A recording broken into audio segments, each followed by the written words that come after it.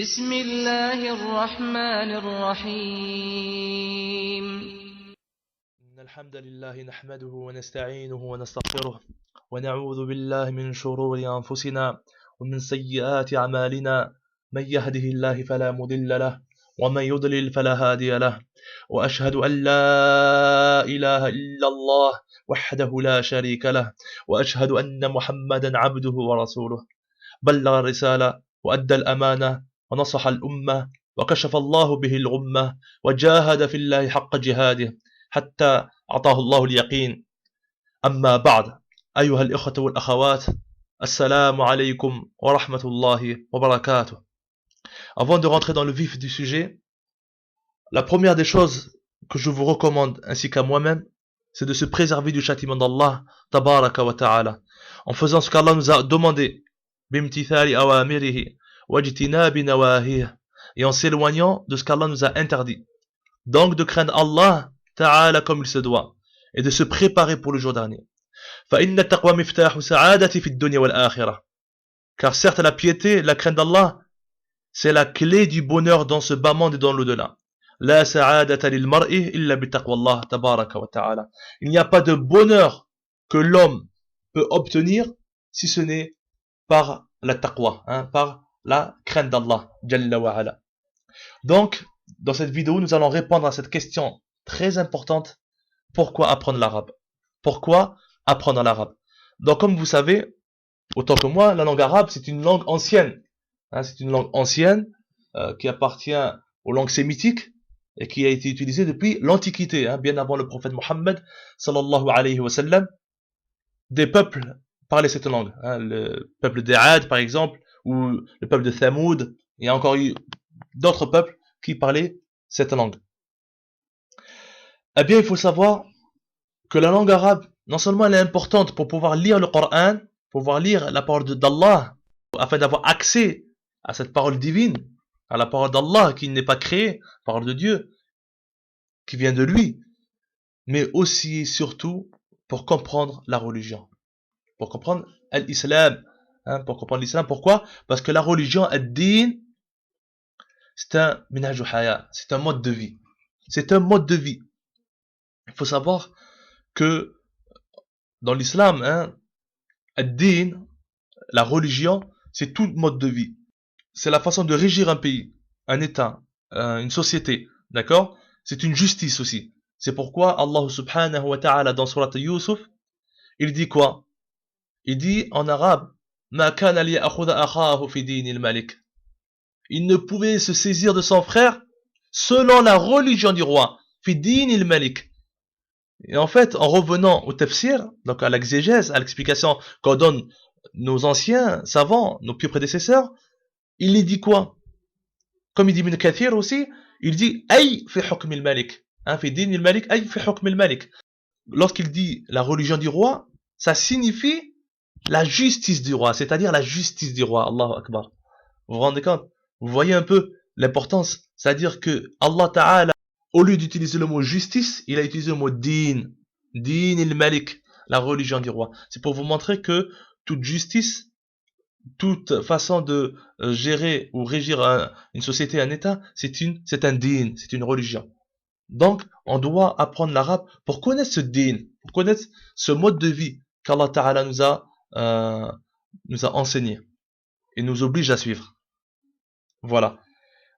Donc, Ibn Taymiyyah, rahimahullah, il dit dans Iqtida Sirat al-Mustaqim, le volume 1, page 470, il dit la langue arabe fait partie intégrante de la religion. La langue arabe fait partie intégrante de la religion et son apprentissage est une obligation. Pourquoi? Il explique. Car la compréhension du Coran et de la Sunna est obligatoire. Et ils ne peuvent être compris que par l'intermédiaire de la langue arabe. Vous avez compris? Comme la compréhension du Coran et de la Sunna c'est une obligation, il dit quoi? Et qu'en plus, ils ne peuvent être compris que par l'intermédiaire de la langue arabe, eh bien la langue arabe c'est une obligation. D'accord? Apprendre la langue arabe est une obligation. Et il va donner une règle. Il va donner une règle qui dit Ma la yatimul wajib illa bihi fahuwa wajib. Ma la yatimul wajib illa bihi fahuwa wajib. D'accord?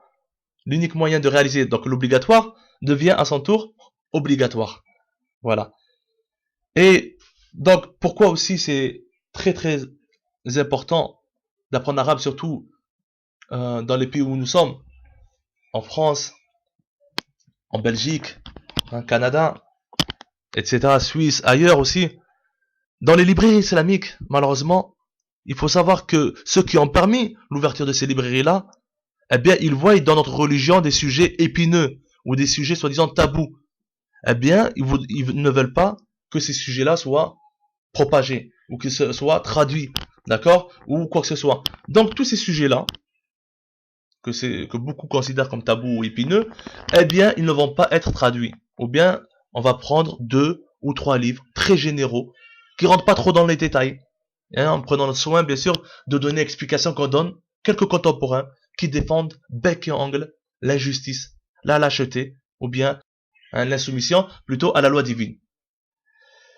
Alors que tous les sujets, mais vraiment tous les sujets de l'islam ont été bien expliqués par nos anciens érudits, nos anciens savants parmi nos prédécesseurs, mais en arabe, d'où l'importance d'apprendre l'arabe afin d'avoir accès à ces livres. Et justement, il suffit de revenir vers ces livres en arabe pour tomber de haut et s'apercevoir qu'on veut nous montrer une image de notre religion qui est totalement fausse.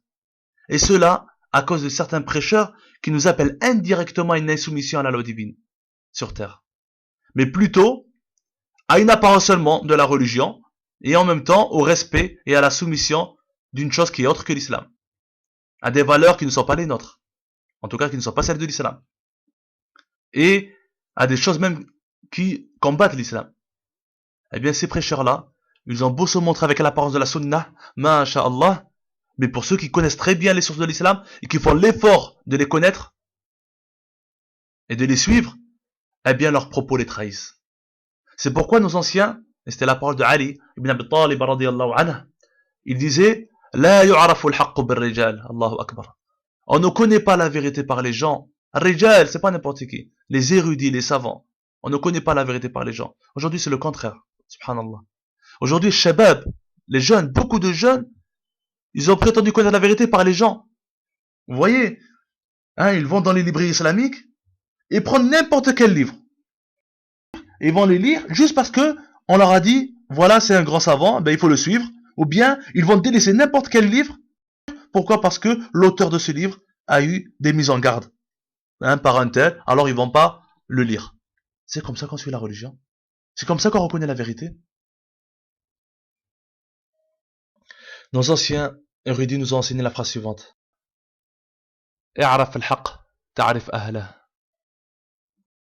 Connais la vérité et tu connaîtras ces gens. C'est la légende de la vérité. D'où l'importance d'apprendre la langue arabe afin de comprendre cette religion, afin de comprendre le sens réel de cette religion, afin que notre vie ait enfin un sens, afin que nous puissions pratiquer les injonctions divines. Et mais surtout, pour la satisfaction d'Allah, afin qu'Allah subhanahu wa ta'ala soit satisfait de nous. Voilà pourquoi on apprend l'arabe, et non pas seulement pour écouter les doros dans le net. Non, mais plutôt pour savoir si ces doros-là, on nous raconte des mensonges ou pas. Est-ce que ça correspond vraiment à ce que nous ont enseigné nos anciens ou pas? Est-ce que toutes ces prétentions-là, nous suivons les traces de nos plus prédécesseurs, nous sommes sur les traces de nos plus prédécesseurs, est-ce que c'est vrai ou pas? Et là, vraiment, lorsque vous allez suivre ce cheminement-là, vous allez tomber de haut. Et vous allez voir vraiment le réel sens de cette religion. Wa barakallahu fikum.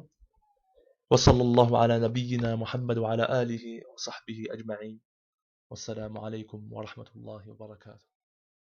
فقرآننا ذلك القائد وتفسيره ساطع كالنجوم وفي روحنا سنة المصطفى وفقه الشريعة علم يدوم